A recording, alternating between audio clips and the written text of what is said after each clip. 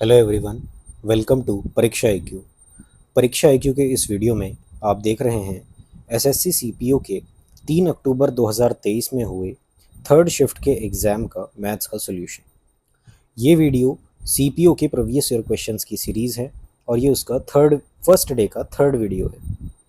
इससे पहले मैं ऑलरेडी 2 वीडियो अपलोड कर चुका हूँ, तो अगर आपने उन वीडियो को नहीं देखा है तो उनको जाकर ज़रूर देखें, क्योंकि आने वाले सीपीओ के एग्ज़ाम में उन मेथड्स से जिनसे मैंने उनको सॉल्व किया है, उससे आपको ज़रूर बहुत ज़्यादा हेल्प मिलेगी। अगर ये वीडियो आपको पसंद आए तो please like and share the video and subscribe to Pariksha IQ, ताकि और भी आगे आने वाली वीडियोस की अपडेट्स आपको निरंतर मिलती रहें। ये वीडियो दोनों ही माध्यम के विद्यार्थी, हिंदी एवं अंग्रेज़ी माध्यम के लिए एप्लीकेबल है। तो लेट्स स्टार्ट द वीडियो। देखिए, बोल रहा है what should be in the place of question mark, इसको सिंप्लीफाई करना है। तो अगेन एज़ यूजुअल बॉड मास लगाएंगे। तो पहले ऑफ वाला करेंगे, तो 8 2 16 8 3 24 एंड ये कितना हो जाएगा 115 इंटू ये कितना हो जाएगा 3, ये कितना और ये कितना हो जाएगा 8 7 56 56 एंड 5 61, तो ये हो जाएगा 61/8, राइट। तो ये हो जाएगा 3 5 15 3 1 3 4 3 1 3 345 प्लस 6 345 है ना, 345 आ रहा है ये। अब 345 इंटू 8 ले लो, तो 8 5 40 8 4 32 36 8 3 24 2760, तो 2760 प्लस 61 कितना आ जाएगा, ये आ जाएगा 2921, तो 2921 डिवाइड बाई 8। अब यहाँ पर देखो 2921 कहाँ आ रहा है। देखो 8 2 16 यूनिट डिजिट देखते हैं कि यूनिट डिजिट मेरी 1 कौन सा ऑप्शन दे रहा है। जो ऑप्शन दे रहा होगा वही मेरा आंसर होगा। 8 2 16, ये लास्ट में यूनिट डिजिट दे रहा है, ये हो सकता है। 8 टू 16 प्लस 6 प्लस 1 7, ये यूनिट डिजिट 7 दे रहा है, ये नहीं हो सकता। 8 टू 16 6 प्लस 1 7, ये नहीं हो सकता। 8 टू 16 6 एंड 5 1, ये हो सकता है। तो इन दो में ऑप्शन में से मेरा आंसर हो सकता है। अब कैलकुलेट कर लेंगे। अब देखो यहाँ पर क्या आ रहा है, प्लस आ रहा है, तो तुम्हारा आंसर जो होगा वो माइनस में नहीं प्लस में होगा। तो ये भी नहीं हो सकता, ये माइनस में आ रहा है, तो आंसर क्या होगा, यही होगा। इसको कैलकुलेट करके देख लो अगर कंफर्म करना है तो। 8 2 16 8 5 40 41 8 3 24 28, ठीक है। ये कितना होगा, है ना,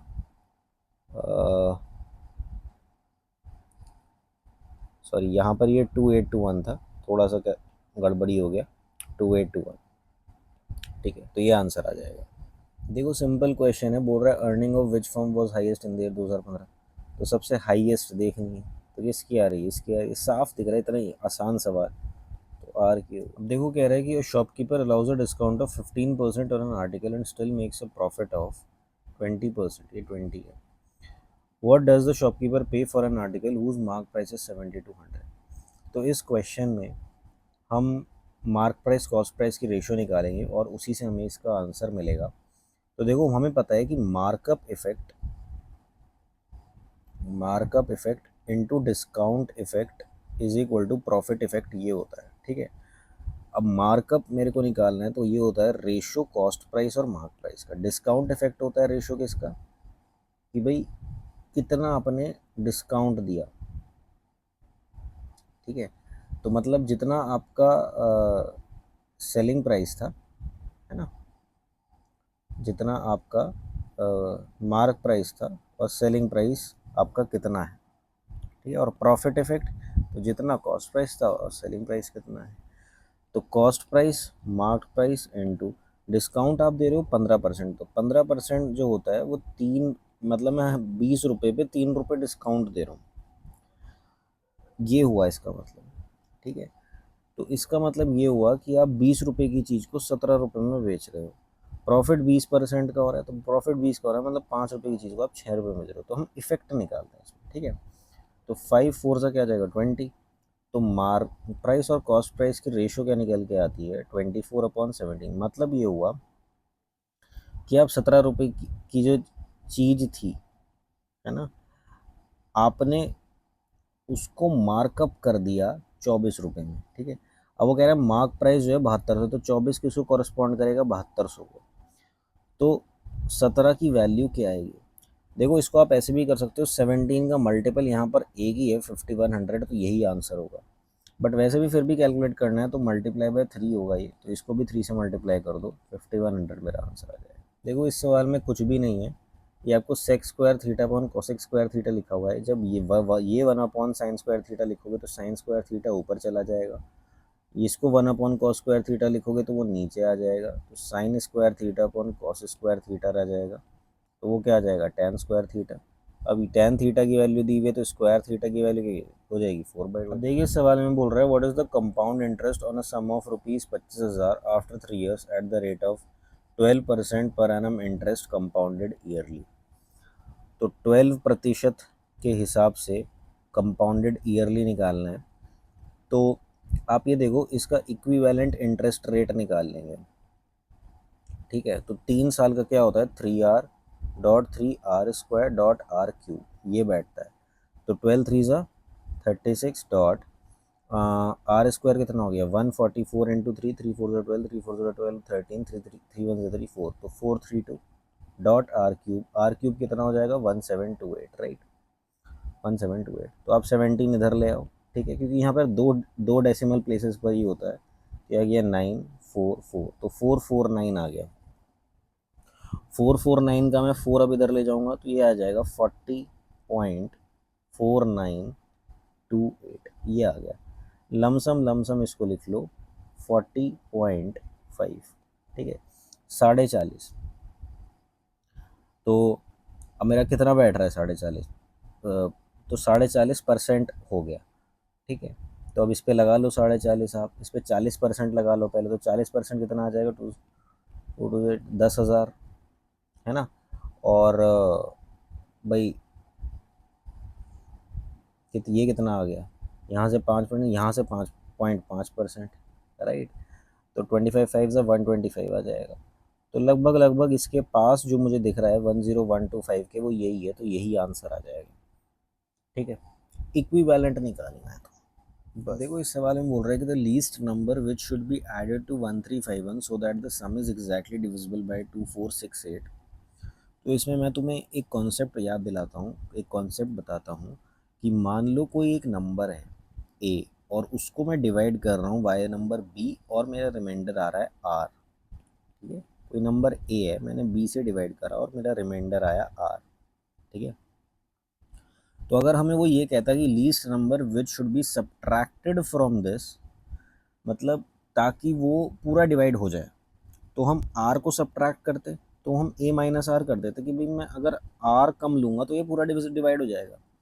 लेकिन अगर वो ये कहता कि यार मैं ए में कौन सा ऐसा लीस्ट नंबर ऐड करूँ ताकि वो डिवाइड हो जाए, तो हम बी माइनस आर करते हैं, उसमें उसमें जो हम ऐड करते हैं वो बी माइनस आर करते हैं। ये इसका कॉन्सेप्ट है, ठीक है। तो अब इस सवाल में वो यही पूछ रहा है, तो आप इसका एलसीएम ले लो, ठीक है। तो 2³ और 3, तो 24 इसका एलसीएम आ जाएगा, 24 एलसीएम आ जाएगा, तो मैं 1351 को 24 से डिवाइड करूँगा, तो ये मेरा आ जाएगा 96, 5 ज़ा 120, 6 ज़ा 44, तो 5 ज़ा 120 जाएगा, 5 151, और 6 टाइम्स 144 जाएगा, तो मेरा रिमाइंडर क्या बचा 7। तो अब मेरे को क्या लीस्ट नंबर ऐड करना है, तो लीस्ट नंबर ऐड करने के लिए मैं क्या करूँगा, 24 माइनस 7, 17 ऐड करना पड़ेगा किस में, 1351 में, ताकि वो नंबर एग्जैक्टली डिविजिबल किससे हो जाए, 24 से हो जाए, ठीक। तो आंसर आ जाएगा 17, ठीक है। सब ट्रैक करना होता तो 7,000। देखो इस सवाल में बोल रहा है कि अगर टोटल इनकम 1 लाख है तो कितना जो है एजुकेशन पर स्पेंड हुआ, तो एजुकेशन पर 12% स्पेंड हुआ, तो ऐसे तो क्वेश्चन देखते ही करने हैं। 12,000 साफ दिखाई दे रहा है, 12%, 1 लाख का 12। अब देखो कह रहा है कि दो नंबर्स जो हैं वो इस रेशियो में, और प्रोडक्ट ऑफ एचसीएफ और एलसीएम और ये है, तो डिफरेंस बिटवीन द नंबर्स क्या होगा, तो डिफरेंस जो होगा वो सिंपली के ही होगा इनके बीच का, तो H C F into L C M is equal to the product of two numbers, मतलब 4K इंटू 3K, ये होता है। तो ठीक है, ये कितना आ जाएगा 900, और ये कितना हो जाएगा 9 इंटू 100, तो ये आ जाएगा 25 सा, तो के स्क्वायर आ गया 9 इंटू 25, तो के कितना आ जाएगा 3 इंटू 5, मतलब 15।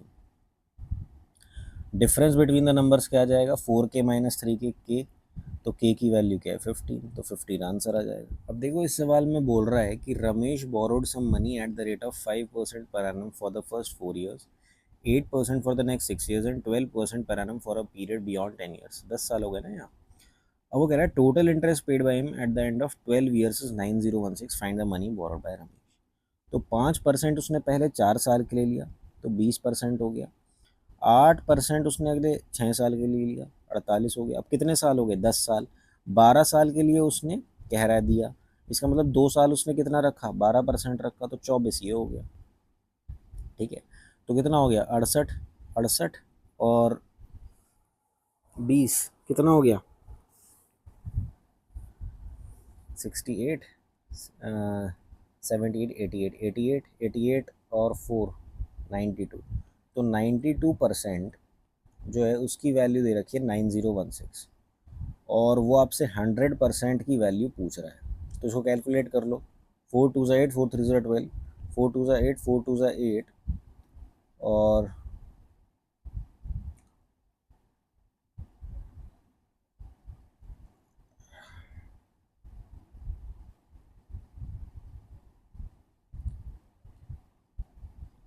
4 4 4 5 20, 4 4 16 एंड 23 9 एंड 23 8, तो कितना आ जाएगा 9800। तो आंसर क्या आ गया 9800। अब देखो कह रहा है एरिया ऑफ इक्विलेटरल ट्राइंगल जो है 4√3 है, तो find the side of equilateral triangle, find the side of triangle. देखो इस चीज़ में आपको एक रिजल्ट इंपॉर्टेंट याद होना चाहिए। हमें पता है इक्विलेटरल ट्राइंगल वो होता है जिसकी सारी साइड्स जो होती हैं वो बराबर होती हैं, एस एस एस। तो एरिया, अगर मैं इस एस की वैल्यू 2 ले लेता हूँ, ठीक है, अगर मेरी इक्विलेटरल ट्राइंगल की साइड 2 है तो उसका एरिया निकल कर आता है √3। ठीक है, इससे फ़ायदा ये होगा आपको डायरेक्ट आंसर मिल जाएगा। मतलब मैं, मेरा वो बोल रहा है एरिया अगर 4√3 है, मतलब मेरा मल्टीप्लाइंग फैक्टर क्या है 4। तो यहाँ पर 4 कब मल्टीप्लाई हो रहा होगा, जब यहाँ पर 2 मल्टीप्लाई हो रहा होगा। साइड में अगर मल्टीप्लाई ए होता है तो एरिया में मल्टीप्लाई ए स्क्वायर हो जाता है। तो यहाँ पर अगर मल्टीप्लाई मेरा 4 हो रहा है तो उसका रूट जो होगा वो साइड में मल्टीप्लाई हो रहा होगा, मतलब मेरी साइड क्या रही होगी 4 रही होगी। ठीक है, और अगर नहीं तो लंबे तरीके से करना है तो वो भी कर सकते हो कि भाई एरिया क्या होता है √3/4 साइड स्क्वायर। ठीक है, और वो तुम्हें दे रखा है 4√3। ठीक है, √3 से √3 काट दो, 4 4 16, तो साइड की वैल्यू क्या आ गई 4 आ गई। ऐसे भी कर सकते हो। देखो इस सवाल में दे रखा है percentage of students passing out of 4 colleges. ये सबकी परसेंटेज दे रखी है, 4 कॉलेजेस से पास आउट हो रखे हैं। तो एवरेज परसेंटेज जो है वो किसकी जो है सबसे कम है, तो आपको मतलब ऐड करना है सिंपली। तो ऐड कर लो 16 17 18 एंड 7 2 14 20 21 29। ये कितना हो गया 7 7 14 22 7 9 18 18 एंड 16 है ना। ये कितना आ जाएगा 34, और ये कितना आ जाएगा 6 7 8 16 20 5 7 14 14 और 16 कितना आ जाएगा 14 और 16 कितना आ जाएगा 30। ठीक है, और ये कितना आ जाएगा 10 17 5 22 8 3 से 24 25 26 7 33 3 3 2। तो लीस्ट पासिंग परसेंटेज किस में आ रही है, कॉलेज ए में आ रही है, तो कॉलेज ए क्या आ जाएगा आंसर। देखो कह रहा है कि average weight of 15 people increases by 3.2 kilo when a new person comes in place of one of them weighing. तो मतलब 52 किलो वाला आदमी तो हट गया, उसकी जगह एक नया आदमी आया। तो नया आदमी क्या कर रहा होगा, कितना वजन कैरी कर रहा होगा, 52 किलो तो वो कैरी कर ही रहा है।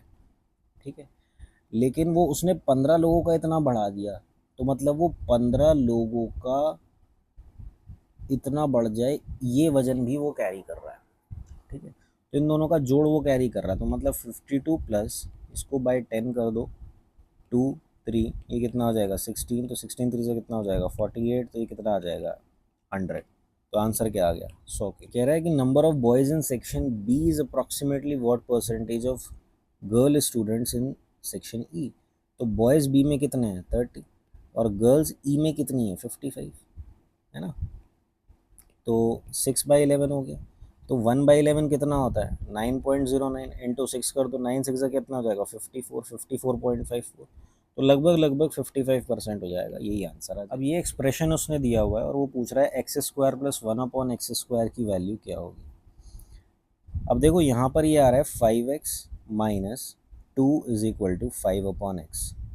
तो इसको इधर ले आओ, 5x माइनस 5/x की वैल्यू 2 आ गई, ठीक है। या फिर आप इसको ऐसा कह सकते हो x माइनस 1/x की वैल्यू 2/5 आ गई। तो अगर x माइनस 1/x ये है, तो इसका स्क्वायर ये कितना होता है, मतलब एक्स स्क्वायर प्लस 1/x² कैसे निकालोगे। तो इसका स्क्वायर हो जाएगा ये कि 4/25, है ना, और प्लस 2। तो कितना हो जाएगा 25 2 ज़ा 50, 50 प्लस 4 54/25। तो आंसर क्या आ जाएगा 54/25, ठीक है। अगर ये तुम्हें दिया होता x प्लस 1/x की वैल्यू a, ठीक है, और तब तुमसे पूछ रहा होता एक्स स्क्वायर प्लस 1/x² कितना होगा, तब ये होता तुम्हारा a² माइनस 2 हो जाता, तब हम इसमें माइनस करते, ठीक है। लेकिन तुम्हें दे रखा है x माइनस 1/x की वैल्यू a और तुमसे पूछ रहा है एक्स स्क्वायर प्लस 1/x² की वैल्यू, तो ये हो जाता a², है ना, प्लस 2, ठीक है। तो ये ध्यान, अब देखो इसमें उसने फूड, ये consumption of food grains per day दिया हुआ है चार्ट में। तो कह रहा है कौन से फूड ग्रेन कंजम्पशन में सक्सेसिव इंक्रीज हुआ है, ठीक है। अब देखो इसमें इंक्रीज हुआ है नहीं, यहाँ डिक्रीज हो गया, इसमें इंक्रीज हुआ है क्या, हाँ इसमें इंक्रीज हुआ है, इसमें भी डिक्रीज हुआ है, देखो यहाँ पर डिक्रीज हो गया, इसमें इसमें यहाँ पर डिक्रीज हो गया। तो इसमें वीट जो है वही एक ऐसा है जिसमें इंक्रीज। अब देखो इस सवाल में वो बोल रहा है कि अगर a+b 90 है तो ये एक्सप्रेशन इतना इनमें से किसके बराबर होगा। तो देखो हम लोग इसमें क्या करेंगे कि कॉट बी जो है वो क्या हो जाएगा, कॉट 90 माइनस ए हो जाएगा, तो ये क्या हो जाएगा tan a हो जाएगा, ठीक है। इसी तरह से अब ये तो कॉस स्क्वायर ए है ही, कॉस स्क्वायर बी को भी ए में अगर मैं बदलूंगा तो वो साइन स्क्वायर ए हो जाएगा, क्योंकि ये क्या हो जाएगा कॉस स्क्वायर 90 माइनस ए, राइट, तो वो साइन स्क्वायर ए आएगा। तो यहाँ पर ये क्या आ जाएगा, tan तुम्हारा ऊपर चला जाएगा, तो ये कितना आ जाएगा कॉट स्क्वायर ए प्लस 1, क्योंकि sine square plus theta plus cos square theta 1 होता है, तो 1 प्लस कॉट स्क्वायर थीटा क्या होता है कोसेक स्क्वायर थीटा, तो एक कोसेक स्क्वायर ए आ जाएगा और यही मेरा आंसर हो जाएगा। तो या तो ये आएगा आंसर कोसेक स्क्वायर है, लेकिन इसके अलावा एक और आंसर इसका पॉसिबल है जो कि ऑप्शंस में नहीं है, और वो आंसर क्या है, वो आंसर है सेक स्क्वायर बी।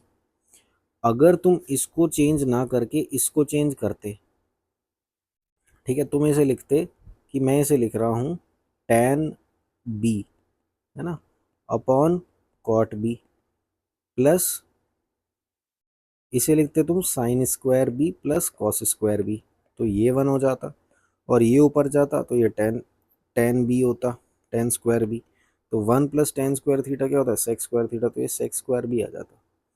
तो ऑप्शन में ये होता या ये होता, दोनों पॉसिबिलिटी है, ठीक है। अब देखिए यहाँ पर ये सब ऑर्गेनाइजेशन दी हुई हैं, ये एम्प्लॉयज़ हैं और ये सब डिपार्टमेंट हैं, ठीक है, और ये इनका टोटल है। वो कह रहा है कि इस ऑर्गेनाइजेशन में मिनिमम एम्प्लॉयज़ है, तो हमें यहीं पे टोटल में ही डायरेक्ट दिख जाएगा, इसे प्लस मत करने लग जाना, ये तो टोटल में डायरेक्टली मेंशन्ड है, इसमें सबसे कम है, तो सी आंसर आ जाएगा। डिपार्टमेंट में अगर कहता तो हमें यहाँ से ऐड करना पड़ता। अब देखो इस तरह का क्वेश्चन पहले भी आया था कि मैंने उसमें ये बताया था कि अगर sine theta plus cos theta की वैल्यू अगर ए है, अगर ए है तो sine theta minus cos theta की वैल्यू अगर बी है, तो इसका कोफिशिएंट प्लस इसका कोफिशिएंट मतलब 1² plus 1² is equal to a² plus b², ये होता ही होता है, मतलब 2 is equal to a² plus b² होगा ही होगा, ठीक है। तो यहाँ पर तुम्हें ये दे रखा है, ठीक है, कि ये 11 रूट 11/3 है और ये पूछ रहा है, तो मान लो मैं इसे k कह रहा हूँ, ठीक है। अब इसका कोफिशिएंट 1 है, ये कोफिशिएंट 1 है, तो 1 plus 1 is equal to square ले लो, is equal to 11/3 plus K square, sorry 11/9 हो जाएगा। हम इसका स्क्वायर लेते हैं और इसका स्क्वायर लेते हैं, तो 2 is equal to 11/9 plus K square हो जाएगा। के स्क्वायर की वैल्यू क्या हो जाएगी, 2 माइनस 11/9 तो 18, तो ये हो जाएगी 7/9, तो के की वैल्यू क्या हो जाएगी, √7/3। ये आंसर आ जाएगा। ठीक है, इसको ध्यान में रखना बस, इस कॉन्सेप्ट। देखो बोल रहा है कि Mayur sold a watch at a profit of 7%, if he had sold it for 1329 more he would have gained इतना। तो देखो, जब इस तरह का जब भी सवाल आता है, तो अगर यहाँ पर भी प्रॉफिट है, यहाँ पर भी प्रॉफिट है, तो जितना मोर पे करा जाता है, हम इन दोनों का जो करते हैं सब्ट्रैक्ट कर देते हैं। ठीक है, या दोनों जगह लॉस होता तो भी सब्ट्रैक्ट करते हैं। तो इसका मतलब ये होगा कि 50%, मतलब 57% माइनस 7% विल कोरस्पॉन्ड टू 1329। ठीक है, मतलब 50% जो होगा वो 1329 को कोरस्पॉन्ड करेगा, और 100% क्या रही होगी, वो इसकी कॉस्ट प्राइस रही होगी। तो वो क्या हो जाएगी, सिंपली इसका डबल हो जाएगी। तो इसका डबल कितना आ जाएगा, 2658। ये आंसर आ जाएगा। अगर इसकी जगह ऐसे हो, मान लो Mayur sold a watch at a profit of A%, and so if he had sold it for k rupees more, he would have gained, he would have lost। यहाँ पर अगर वो गेन होता और यहाँ पर अगर होता लॉस, कि लॉस B% है, तो हम इसे माइनस ना करते, हम इसे प्लस करते कि A+B% जो है ये के बराबर है। यहाँ पर हमने, क्योंकि ये भी प्रॉफिट था और ये भी प्रॉफिट था, इस वजह से हमने सेम उसकी है, तो इसलिए हमने माइनस करा। ठीक है, एक अगर प्रॉफिट होता, एक अगर लॉस होता, तो हम दोनों को ऐड कर देते। ठीक है, अब देखो इस सवाल को सिंप्लीफाई करना है। कह रहा है A+1 upon this whole is equal to 9/10। तो 3 2 6 +1 7, 7/3, 7/3, 3 ऊपर चला जाएगा, 3 ऊपर चला जाएगा, तो 1 + 3/7। ठीक है, अब ये 9/10 है, तो A+1/10/7, तो 7 यहाँ आ जाएगा, ये 9/10 हो जाएगा, तो ए की वैल्यू क्या हो जाएगी, 9/10 माइनस 7/10, तो ये कितना आ जाएगा, 2/10, मतलब 1/5। ठीक, ये आंसर आ जाएगा। देखो अब इस सवाल में बोल रहा है कि find the area of the rhombus if the perimeter of the rhombus is 52 centimetre and one of its diagonals is 10 centimetre long. तो रोम्बस के बारे में एकदम सुनते ही तुम्हें दो बातें एकदम ध्यान आनी चाहिए कि रोम्बस की तो सारी साइड्स इक्वल होती है।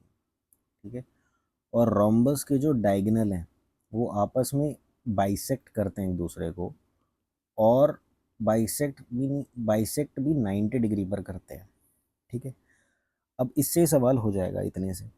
पेरीमीटर जो है रोम्बस का अगर 52 है, सारी साइड्स बराबर हैं, तो एक साइड कितनी हो जाएगी, 13, और एक उसका डायगोनल जो है वो 10 सेंटीमीटर दिया हुआ है। ठीक है, तो अगर एक डायगोनल उसका 10 सेंटीमीटर दिया हुआ है,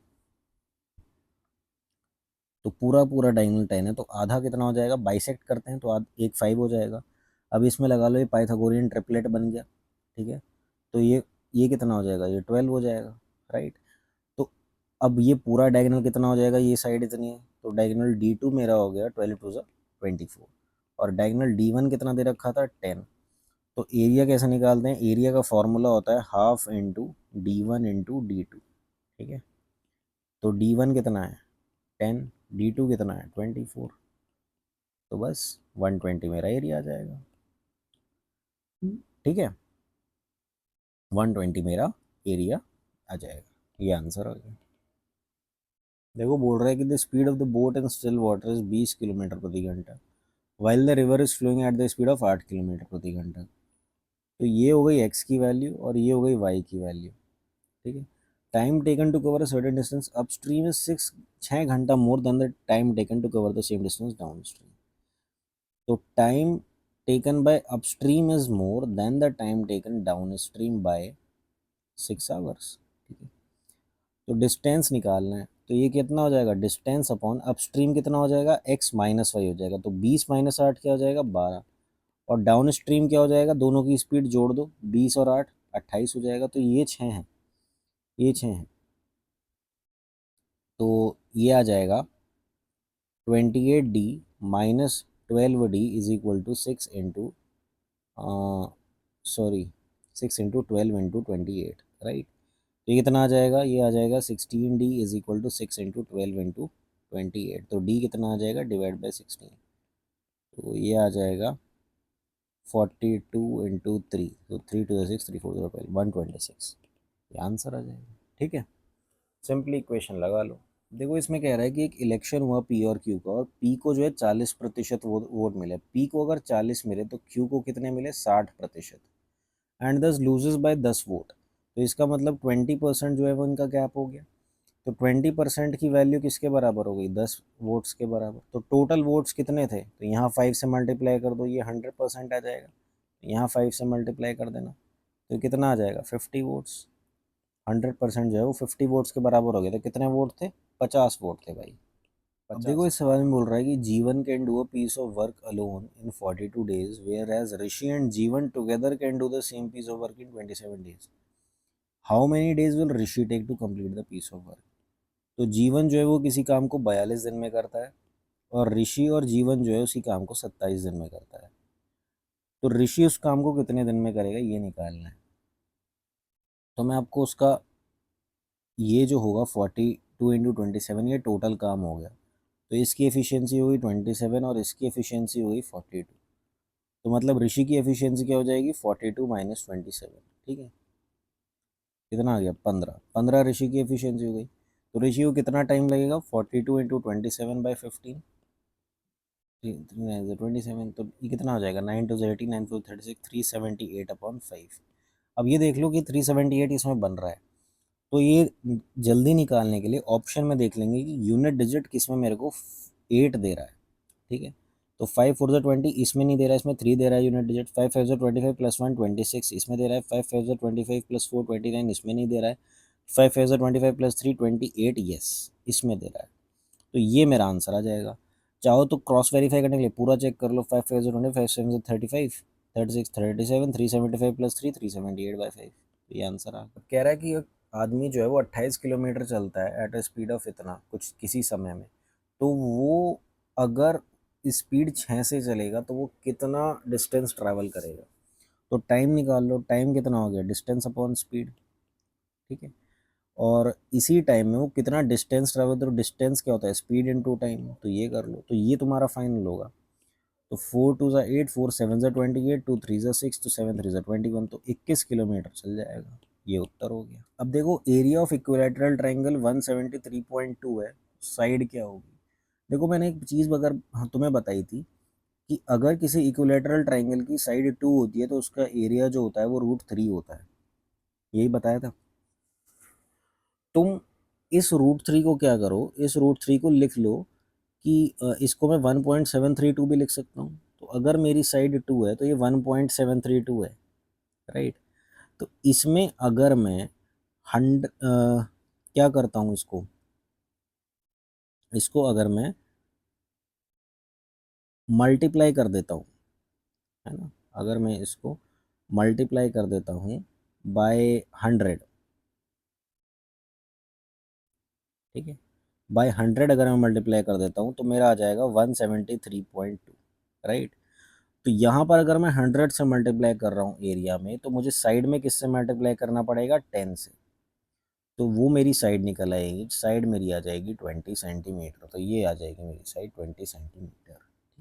अब देखो इस सवाल में बोल रहा है कि 4 आदमी या 6 बच्चे किसी काम को 20 दिन में करते हैं, तो 6 आदमी और 11 बच्चे उस काम को कितने टाइम में करेंगे।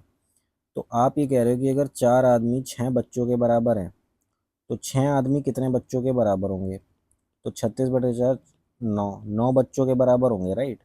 तो मुझे निकालना है कि 20 बच्चे कितने टाइम में काम ख़त्म करेंगे अगर 6 बच्चे 20 दिन में काम ख़त्म कर रहे हैं।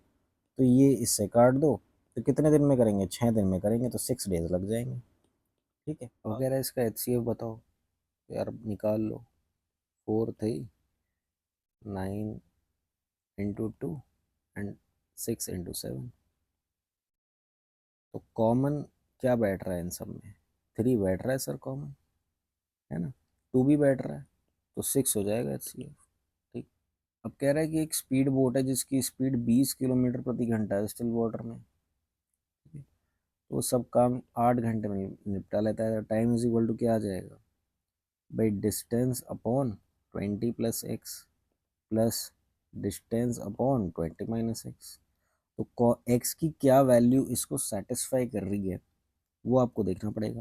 तो 20 रख के देख लो पहले, ये आ जाएगा 35/40 प्लस 35, अब ये जीरो आ जाएगा, तो ये तो 20 तो हो ही नहीं सकती क्योंकि ये जीरो नहीं हो सकता। अब आप इसे 10 रख लो, तो 8 अब क्या, अगर मैं ये कितना हो जाएगा 35/30 प्लस 35/10, तो ये कितना आ रहा है, ये आ रहा है 3.5। अब अगर ये 3.5 आ रहा है तो ये 4.5 आना चाहिए, है ना, तभी तो होगा। तो ये क्या, ये 4.5 जा रहा है, नहीं जा रहा, तो ये नहीं होगा। अब नेक्स्ट देखो 15 लेके, तो 35/35 हो जाएगा प्लस 35/5 हो जाएगा, तो 5 7 35, 35 मतलब 35, हाँ ये सेटिस्फाई कर रहा है। तो x की वैल्यू 15 पे सेटिस्फाई कर रहा है, तो ये मेरा आंसर है। तो इसमें कह रहा है कि 16 और 20 का थर्ड प्रोपोर्शनल बताओ, थर्ड प्रोपोर्शनल। तो थर्ड प्रोपोर्शनल के लिए क्या, मान लो ये c है, ठीक है, तो 20/16 इज इक्वल टू c/20। तो c इज इक्वल टू क्या हो जाएगा, 20 × 20/16, तो 4 4 60 4 5 20 तो c की वैल्यू क्या आ गई, 25। तो थर्ड प्रोपोर्शनल क्या आ गया तुम्हारा, 25। अब देखो थर्ड प्रोपोर्शनल पूछ रहा है हमसे, तो थर्ड प्रोपोर्शनल में इसका स्क्वायर अपॉन ये करते हैं, मतलब 961/23 मेरा थर्ड प्रोपोर्शनल हो जाएगा, ये मेरा आंसर आ जाएगा। अब देखो ये टेबल शो कर रही है कि number of pages printed by 4 printer in 3 days, ठीक है। टोटल नंबर ऑफ, अब रेशो निकालनी है, total number of pages printed by printer D on Friday and Sunday together, तो कितना आ जाएगा, 200, 500, 500 और ये 32 ना, 532 तो ये आ गया, divide by total number of pages printed A on Friday and Saturday together, ये तो कितना आ जाएगा 770। तो अब इसे सॉल्व कर लो, कैसे निकालोगे,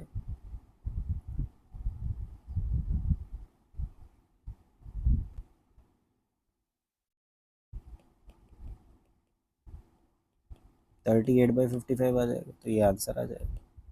अब रेडियस अगर स्फीयर का डबल है तो सरफेस एरिया पर क्या प्रभाव पड़ेगा। देखो सरफेस एरिया होता है स्फीयर का 4πr²।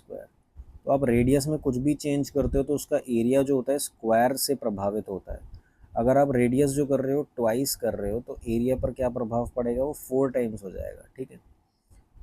तो यही बोल रहा है कि अगर डबल कर दिया तो सरफेस एरिया इंक्रीज कितने से होगा, तो पहले रेडियस 1 था, ठीक है, तो एरिया 1 था।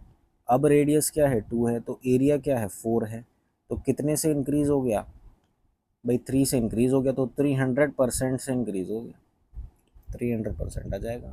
अब देखो इस सवाल में वो बोल रहा है कि उसने ये एक्सपोर्ट्स दे रखे हैं काफ़ी सारे कंट्रीज़ के, तो कह रहा है कि how much does the value of export of UK exceed than that of Australia. तो यूके की कितनी है 125 और ऑस्ट्रेलिया की कितनी है 75, तो 25 25 50 डिग्री, 50 डिग्री से एक्सीड कर रहा है। टोटल एक्सपोर्ट दे रखा है 144, मतलब 360 डिग्री की वैल्यू दे रखी है 144, ठीक है। तो 50 डिग्री की तुम्हें वैल्यू निकालनी है, तो 144 इंटू 50/360 तुम्हारा आंसर हो जाएगा। मतलब 12 3 12 12 3 4 12, तो 5 4 20, तो मतलब 2000। तो यही आंसर 20, यही आंसर आ जाएगा। देखो पूछ रहा है कि हेमिस्फेयर का मेरे को कर्व्ड सरफेस एरिया बता दो और टोटल सरफेस एरिया बता दो अगर उसका रेडियस 7 है तो भाई हेमिस्फेयर का कर्व्ड सरफेस एरिया क्या होता है 2πr², और टोटल सरफेस क्या एरिया क्या होता है 3πr², ठीक है। तो रेडियस तुम्हें दे रखा है कितना 7, तो 7 जब भी तुम्हारा रेडियस होता है तो तुम्हें ये पता होना चाहिए πr² की वैल्यू क्या होती है, तो ये होती है हमारी 154। जब भी रेडियस 7 होता है तो हमारी πr² की वैल्यू होती है 154, सर्कल का एरिया 154 आता है, ठीक है। तो ये एरिया आ गया, अब इसका ट्वाइस करना है सिंपली मुझे, तो कितना आ जाएगा 308, और 308 कहाँ है इसी में है बस, तो ये उत्तर हो जाएगा। दूसरा तो तुम चाहे कैलकुलेट भी मत करो, पर दूसरा भी हो जाएगा जब 3 से मल्टीप्लाई करोगे, 3 4 12 3 3 और 4, तो 462 आ गया। अब देखो इसमें कह रहा है कि एक सॉलिड स्फीयर है made of wax of radius 12 centimetre is melted and cast into solid hemispheres तो कितने हेमिस्फीयर्स ऐसे बन जाएंगे? तो सॉलिड स्फीयर कितना है, 4/3 पाई आर क्यूब, मतलब 12 12 12, और n टाइम्स सॉलिड हेमिस्फीयर का क्या होगा, 2/3 पाई आर क्यूब। पाई से पाई काट दो, 3 से 3 काट दो, तो यहाँ 2 हो जाएगा। तो ये कितना हो जाएगा भाई, 4 3 ज़ा 12, ठीक है। ये कितना हो जाएगा, 4 3 ज़ा 12। ये कितना हो जाएगा, 4 3 ज़ा 12, ठीक है। तो रेडियस कितना हो जाएगा, सॉरी रेडियस तो दे ही रखा है, रेडियस उसने कितना दे रखा है आपको, 4 दे रखा है, 4 × 4 × 4। तो ये तीनों कट जाएंगे इससे। तो अब तुम्हारे पास n की वैल्यू क्या आ जाएगी, 2 × 3 × 3 × 3, 3³ × 2 आ जाएगा। तो कितना आ जाएगा, 27 × 2 मतलब 54। तो ये आंसर आ जाएगा 54 हेमिस्फीयर। अब देखो बोल रहा है कि कौन से प्रोडक्ट ने जो है हाईएस्ट परसेंटेज चेंज रिकॉर्ड किया 2020 से 21 तक जाने में। तो जो ऑप्शन है उसी में से चेक करना है हमें, जैसे ज्योमेट्री में, या फिर नोटबुक में, या फिर चार्ट में, या फिर पेजेस में, ठीक है। तो इसमें देखो पहले नोटबुक में कितना हो रहा है, 10/25 है ना, 25 4 100, तो ये कितना आ जाएगा 40%। अब देखो ये कितना है, 6/20 एंड 25 100, 5 6 क्या आ जाएगा 30, तो ये 30%। इसमें कितना है, 10/27 × 100, ठीक है। और इसमें कितना है, 12/32 × 2, तो 3/8, 12.5, 37.5%। और ये कितना आ जाएगा, 27 5 13 5 4, 4 भी नहीं आ रहा है, ये 30s में कुछ आएगा, ये 30s में आएगा, क्योंकि 4 में तो जा ही नहीं रहा है, और 40s में हमारा सिर्फ ये आ रहा है 40%। तो हमारा आंसर क्या आ जाएगा, नोटबुक आ जाएगा भाई आंसर, हाईएस्ट तो यही है, ठीक है। देखो इस सवाल में वो बोल रहा है कि vendor bought a bookmark at 850 at successive discount of 20% and 10%। तो इसका सक्सेसिव डिस्काउंट अगर मैं निकालूं तो ये इक्विवेलेंट किसके बैठेगा, ठीक है। तो ये -2 हो जाएगा, ये आ जाएगा 28%। तो आप 28% का डिस्काउंट दे रहे हो 850 पे, ठीक है। तो 850 का मैं 72% निकाल लूँगा, ठीक है। तो 850 का 72% कैसे निकालूंगा मैं भाई, ये और ये कट गया, 72 × 85, 8 5 2 10, 5 7 35 36, 8 2 16, 8 7 56 57, 8 9 10 11, 6120। तो 6120 हो गया, 8 पॉइंट नीचे 10 है तो 612 आएगा, ठीक है। ये इसका 72% आ गया। अब उसने क्या करा, 55 रुपये इसके ट्रांसपोर्ट पे खर्च करे, तो टोटल जो प्राइस हो गई वो क्या हो गई, 667 रुपये, ठीक है। प्लस 55 हो गया ना, तो कॉस्ट प्राइस मेरी इतनी हो गई। अब किस सेलिंग प्राइस क्या हो गई बुक की, 980। तो इसमें कितने का गैप आ गया, मतलब प्रॉफिट कितने रुपए का हुआ, आपको परसेंटेज में निकालना, तो पहले प्रॉफिट तो निकाल लो कितने का हो गया। तो प्रॉफिट हो गया कितना, 313 रुपये का, ठीक है। अब 313 रुपये का प्रॉफिट हुआ, तो प्रॉफिट अपॉन कॉस्ट प्राइस, ठीक है, यही है मेरा परसेंटेज बताएगा। अब ये कितना बैठ रहा है, तो तुम देखो 40 तो एटलीस्ट आ ही रहा है सब में। भाई देखो मैं 50% देख लेता हूँ सबसे पहले, सबसे मेरे लिए मेरे आसान 50% है, तो 333 कुछ आएगा। तो 333 तो ये है नहीं, तो 50% तो डेफिनेटली मेरा आंसर नहीं है ना। अब मैं देखूँगा कि यार चलो इसमें से मैं 5 माइनस और कर दूँ भाई, 2 3 6 333 आ गया ना मेरा 50%। तो मेरा 5% कितना आ जाएगा, 33 पॉइंट कुछ, तो लगभग लगभग ये कह लो 300। तो मतलब मेरा 45 भी नहीं है, एग्जैक्ट 45 भी नहीं है मेरा आंसर। तो अब मैं 300 पे पहुंच गया 45% पे, मुझे चाहिए 13 और, मुझको चाहिए 13 और। तो 6.67 मेरा क्या है, 1% है, राइट, 1% है। तो लगभग लगभग लमसम लमसम इसमें 2% होगा भाई, तभी तो ये 13 कुछ बन जाएगा, तभी ये 13 बनेगा। तो लगभग 2% मतलब 47% के आसपास होगा भाई, 45 पर हम पहुंच चुके थे, तो 47 के पास कौन सा है, ये 46.93, यही मेरा आंसर आ जाएगा। तो ऐसे कैलकुलेट कर, देखो बोल रहा है कि एलसीएम दो प्राइम नंबर्स एक्स और वाई का ये है। तो एलसीएम ये मतलब इन दो प्राइम नंबर्स का मल्टीप्लिकेशन ही इतना आ रहा है, तो तुम प्राइम नंबर से देखना शुरू करो कि 2 से ये आ रहा है क्या, नहीं 3 से कट रहा है क्या, 3 1 3, 3 7 21, नहीं 3 से नहीं कट रहा है, 5 से नहीं कट रहा है, 7 से 7 7 49, 9 10 11 12 13, नहीं 7 से भी नहीं कट रहा है, 9 10 11 से कट रहा है क्या, 11 4 से 44, नहीं 11 से भी नहीं कट रहा है, तो 13 से कट रहा है, हाँ देखो 13 से कट रहा है, क्योंकि 13 3 से 39, 13 4 से 52 एंड 13 1 से 13, तो 13 से कट रहा है। तो अब 13 इंटू 41 जो है वो मेरा 533 बैठ रहा है। इसमें वो कह रहा है x ग्रेटर है y से, इसका मतलब 41 x हो गया और 13 मेरा क्या हो गया, y हो गया। अब इन वैल्यूज़ को यहाँ प्लेस कर देंगे, तो ये आ जाएगा 4 मल्टीप्लाई बाई कितना, 13 माइनस, तो 13 4 से 52 होता है, 42 52 माइनस 41 कितना आ जाएगा, 11, तो 11 ही मेरा आंसर है। अब देखो इस सवाल में बोल रहा है कि 48 डिवाइड बाई 72 इंटू 3 माइनस ये एक्सप्रेशन, तो p की वैल्यू निकालनी है, तो ये एक्सप्रेशन क्या आ जाएगा, 48 बाई 72 इंटू 3, तो ये आ जाएगा 2, तो ये आ गया 2 माइनस, अब इस ब्रैकेट को सॉल्व कर लो, ये आ गया 15 बाई 8 इंटू 40 माइनस 32 8 माइनस 10, तो ये आ जाएगा 15 माइनस 10, तो ये आ गया 5 plus 2p is equal to 3। अब ये आ गया -3 plus 2p is equal to 3, तो 2p की वैल्यू क्या आ गई 6, p की वैल्यू क्या आ गई 3, तो आंसर क्या आ गया 3, 3 मेरा आंसर है। ठीक, अब देखिए सवाल में बोल रहा है कि price of treadmill is marked at 1250, shopkeeper earns a profit of 14% after allowing a discount of 14% on mark price, find the cost price of the treadmill. तो markup effect into discount effect is equal to profit effect, ये चीज़ होनी है, मतलब cost price mark price into discount किस पे दूंगा मैं, मार्क प्राइस पे दूंगा है ना, सेलिंग प्राइस को, और cost price mark cost price selling price. अब देखो ये कितना हो रहा है, आंसर प्रॉफिट ऑफ, तो 114 100 after allowing a discount of 86, तो 100 से आप कहाँ पर जाओगे, 86 पर जाओगे है ना, और मार्क प्राइस कॉस्ट प्राइस यहाँ मिल जाएगा, तो इसका मतलब ये हुआ 86 यहाँ आ गया।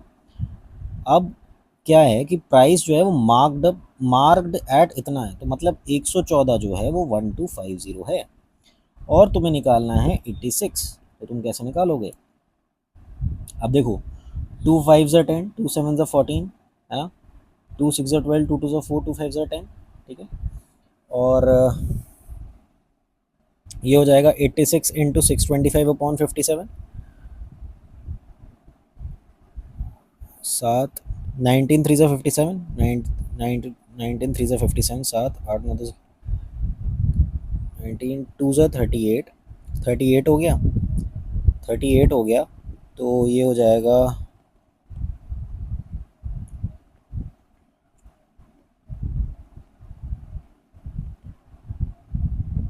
19 8 ज़ा 8 9 ज़ा 72, 8 1 ज़ा 8, 9 10 11 12 13 14 15, तो 9 इसको 0.8 कर लो है ना, और ये हो जाएगा तुम्हारा 3 2 ज़ा 6, ये 28 हो गया, तो 32 इंटू 28 क्या दे देगा, 8 2 16 8 3 24 25, 2 2 ज़ा 4, 2 3 ज़ा 6 है ना, ये 33 ले लो आप, इसको 32.8 है ना, 33 ले लो, तो 28 इंटू 3 क्या हो जाएगा, 8 3 24 3 6 7 8 8, और 8 इंटू 11 है, तो 4 8 9 10 11 12 9 924, तो मतलब लगभग इसके लमसम है, तो आंसर जो है इसके सबसे ज़्यादा करीब है, ये आंसर आ जाएगा।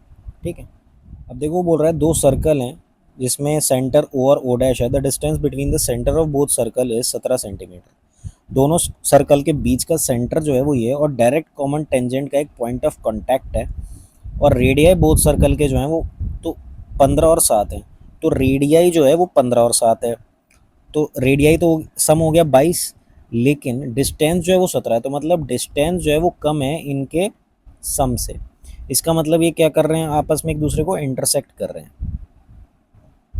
ठीक है, ये एक दूसरे को इंटरसेक्ट कर रहे हैं, इस तरह से कर रहे हैं, तो ये जो हो गई डायरेक्ट कॉमन टेंजेंट इनके बीच की, एक जो है वो छोटा आर है, एक जो है बड़ा आर है, तो छोटा आर 7 है, बड़ा आर 15 है, तो देखो डायरेक्ट कॉमन टेंजेंट का डायरेक्ट फॉर्मूला होता है कि जो हम लेंथ निकालते हैं डायरेक्ट कॉमन टेंजेंट की पी क्यू, ठीक है, वो क्या होती है, वो होती है under root of distance square, जो डिस्टेंस स्क्वायर माइनस R1 बड़ा आर माइनस छोटा आर उसका स्क्वायर। ठीक है, अब ये क्या होता है, अब डिस्टेंस कितना है इनके बीच का, भाई बता रखा है 17 है, तो 17 स्क्वायर माइनस बड़ा आर माइनस छोटा आर कितना आ जाएगा, 15 माइनस 7 8 आ जाएगा, 8 स्क्वायर। तो 17 का स्क्वायर 289, 8 का स्क्वायर 64, तो ये आ जाएगा 5 225। तो पी क्यू की वैल्यू क्या आ जाएगी 15, तो 15 मेरा आंसर आ गया, ये मेरा आंसर आ जाएगा। अगर इसी में वो मेरे से कहता कि बता ट्रांसवर्स कॉमन टेंजेंट क्या होगी, तो ट्रांसवर्स कॉमन टेंजेंट जो है वो इस तरह से निकलती कि एक सर्कल ये है और दूसरा सर्कल जो है वो ये है, तो ये होती है ट्रांसवर्स कॉमन टेंजेंट। ठीक है, तो ट्रांसवर्स कॉमन टेंजेंट में फॉर्मूले में ये डिफरेंस होता है कि ये डी स्क्वायर होती है माइनस आर प्लस आर का होल स्क्वायर, उसमें ये होता है। अब देखो इस सवाल में बोल रहा है कि एरिया ऑफ सेक्टर क्या होगा सर्कल का अगर उसका सर्कल का रेडियस 8 है, formed by an arc of length इतना। तो इसका डायरेक्ट फॉर्मूला होता है कि arc upon perimeter of circle, ठीक है, इनटू पाई आर स्क्वायर। ठीक है, ये होता है किसके बराबर, एरिया के बराबर। ठीक है, ये एरिया के बराबर होता है सेक्टर के। तो आर्क कितना है, आर्क दे रखा है इतना, और पेरीमीटर किसका, सर्कल का 2 पाई आर, और एरिया किसका, सर्कल का पाई आर स्क्वायर। तो पाई से पाई काट दो, ये कितना हो गया 2.3। ठीक है, आर से आर काट दो तो 2.3 आर जो होगा वो एरिया होगा। तो 2.3 मल्टीप्लाई बाई 8, 8 3 24, 8 3 17 18, तो 18.4 क्या आ गया, एरिया ऑफ सेक्टर आ गया। ठीक है, मतलब कहने का ये है कि आर्क का, ठीक है, आर्क का पेरीमीटर ले लो, आर्क का पेरीमीटर, ठीक है, और सर्कल का पेरीमीटर, पेरीमीटर ऑफ आर्क और पेरीमीटर ऑफ सर्कल बराबर किसके, बराबर किसके, एरिया ऑफ सेक्टर या आर्क बटा एरिया ऑफ सर्कल, ये ध्यान रखना। ठीक है, अब देखो इस सवाल में बोल रहा है कि एक 60 लीटर का मिल्क सॉल्यूशन है, उसके अंदर 40% मिल्क है, मतलब कितना मिल्क है, 24 लीटर उसमें दूध है, ये मिल्क कह लो ये वाटर कह लो। तो उसके अंदर कितना पानी है, 36 लीटर पानी है। Then how much milk should be added to make the milk 60% in the solution. अब तुम इसमें मिल्क ऐड कर रहे हो, इसका मतलब तुम इसमें पानी तो ऐड कर ही नहीं रहे हो, तो इसका मतलब पानी कितना रहेगा, बाद में भी 36 लीटर रहेगा। लेकिन वो ये कह रहा है कि बाद में जो मिल्क हो जाएगा रिजल्टेंट सॉल्यूशन में वो मेरा 60% रह जाएगा। तो मिल्क अगर तुम्हारा 60% रह जाएगा तो पानी तुम्हारा कितना रह जाएगा 40%। तो इसका मतलब 36 लीटर की वैल्यू क्या हो गई 40%। ठीक है, तो 60% की वैल्यू क्या हो जाएगी 36 इंटू 6/4, तो 9 6 54। तो 54 लीटर मतलब क्या रहा होगा, इसमें क्या रहेगा, बाद में मिल्क रहेगा जब सॉल्यूशन बन जाएगा, जब तुम कुछ जोड़ दोगे। तो इसका मतलब तुम्हें इसमें क्या जोड़ना पड़ेगा, तुम्हें इसमें भाई पहले 24 था बाद में 54 हो गया, इसका मतलब तुमने क्या जोड़ा, तुमने 30 लीटर दूध जोड़ दिया, इसमें 30 लीटर मिल्क जोड़ना पड़ेगा, तो आंसर क्या आ जाएगा 30 लीटर आ जाएगा। अब देखिए इस सवाल में बोल रहा है कि एक इलेक्शन में अजय और मोहन जो हैं कंटेस्ट कर रहे हैं सेक्रेटरी पोस्ट के लिए। 9,000 तो वर्कर्स हैं जिसमें से 80% ने कास्ट करा, मतलब 7200 ने वोट डाले। ठीक है, इसमें से 20% जो थे वो इनवैलिड थे, तो मतलब इसके जो मुझे 80% पे काम करना है 5760। तो टोटल जो वोट गिरे अजय और मोहन के वो 5760 थे। Ajay defeated Mohan by 1152 vote, तो अजय ने मोहन को 1152 से डिफीट कर दिया। तो अजय को कितने वोट मिले, तो इन दोनों को जोड़ देना, ये तो कट जाएगा और ये ट्वाइस हो जाएगा, तो ट्वाइस ऑफ अजय क्या आ गया 2 11 7 8 9 5 और 1 6।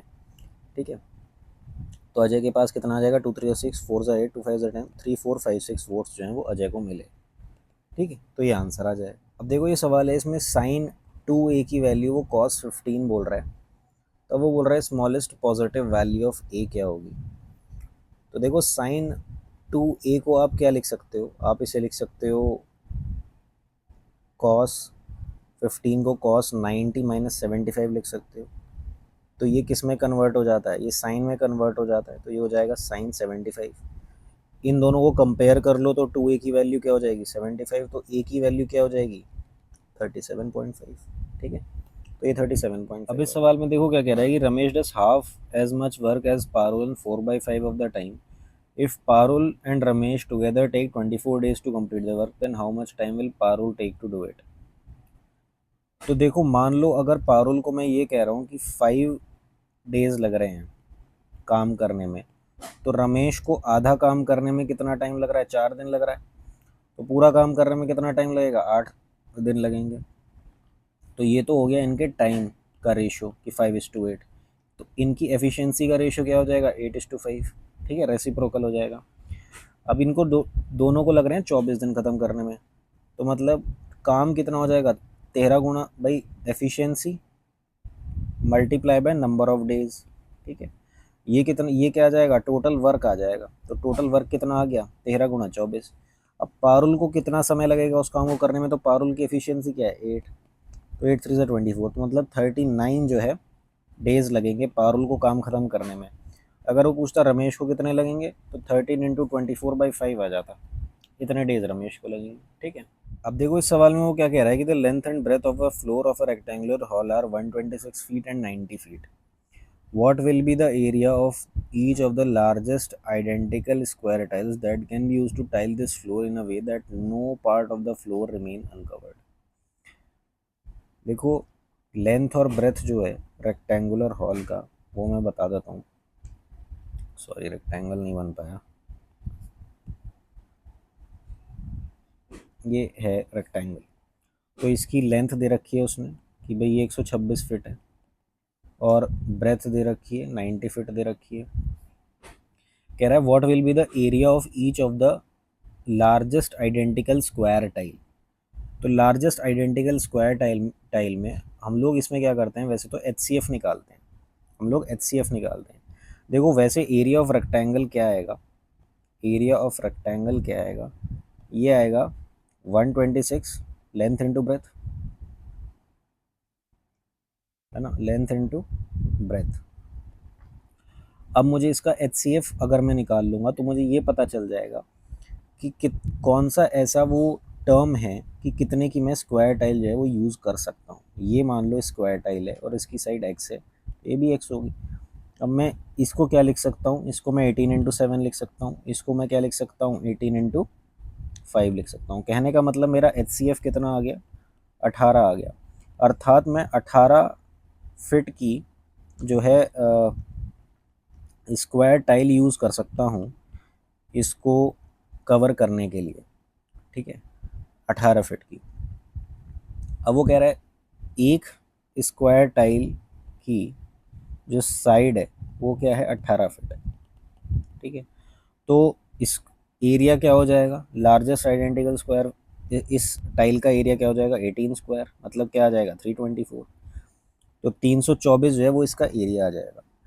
अब एक सवाल इसमें और बन जाता है कि कितनी नंबर ऑफ टाइल्स लगेगी, नंबर ऑफ टाइल्स। तो वो हम कैसे निकाल देंगे, जो एरिया है रेक्टेंगल का 126 feet into 90 feet divide by कि जितनी टाइल्स लगेंगी, सॉरी जो टाइल का एरिया है, तो टाइल का एरिया क्या है, 18 × 18। तो ये जो बचा हुआ पोर्शन था इस HCF में 18 के अलावा ये जो बचा हुआ पोर्शन था, ये क्या दर्शाता है, ये दर्शाता है नंबर ऑफ टाइल्स। इसमें अगर देखोगे 18 7 से 126, 18 5 से 90, मतलब 35 टाइल लगेंगी। तो HCF का ये जो रिमेनिंग पोर्शन आता है ये हमें दर्शाता है कि ये नंबर ऑफ टाइल्स, इतनी टाइल्स लगेंगी। ठीक है, देखो इस सवाल में बोल रहा है कि in triangle PQR and ABC angle P जो है एंगल A के बराबर है और AC जो है वो PR के बराबर है। तो ये दो ट्राइंगल हैं, ठीक है, ये है PQR और ये ट्राइंगल है ABC। इनमें क्या है कि एंगल P जो है वो एंगल A के बराबर है, ठीक है, और AC जो है वो PR के बराबर है। ठीक है, तो कौन सी कंडीशन ट्रू है for these two triangles to be congruent. ठीक है, अब देखो कॉन्ग्रुएंसी के लिए पहले तो ये समझ लो कौन कौन सी कंडीशंस होती हैं। तो कॉन्ग्रुएंसी के लिए एक तो होती है साइड साइड साइड की, एक होती है साइड एंगल साइड की, एक होती है एंगल साइड एंगल की, एक होता है एंगल एंगल साइड की, और एक होती है राइट हैंड साइड की। ये 5 कंडीशन होती हैं। ठीक है, तो उसने 2 कंडीशन तुम्हें दे रखी हैं और तीसरी कंडीशन पूछ रहा है कि इनको कॉन्ग्रुएंट होना है, तो मैं तीसरी कंडीशन क्या रखूँ।